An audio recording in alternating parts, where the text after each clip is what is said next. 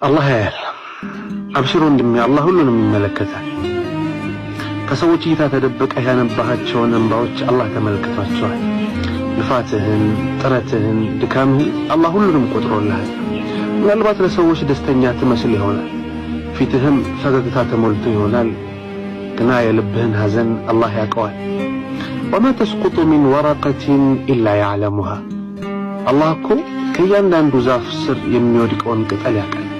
ታዲያ አንተ ውዱ ባሪያው ልብ ላይ የወደቀውን ሐዘን፣ ፍላጎት፣ ምኞት እንዴት አያውቅም ብለህ ታስባለህ? ምናልባት አላህን ብዙ ጥያቄ ጠይቀኸው፣ ብዙ ፍላጎት ኖሮህ ወደሱ ዙረህ ጠይቀኸው የረሳሃቸው ጉዳዮችን አላህ አልረሳቸው።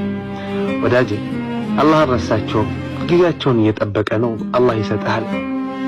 ታዲያ አላህ ካንተ የሚፈልገው ትዕግስትን፣ ሰበብ ማድረስን፣ ወደሱ መዞርን፣ ወደሱ መጠጋትን፣ በሱ ላይ መልካም ጥርጣሬ መጠርጠርና በሱ ላይ መመካትን ብቻ ነው የሚፈልገው።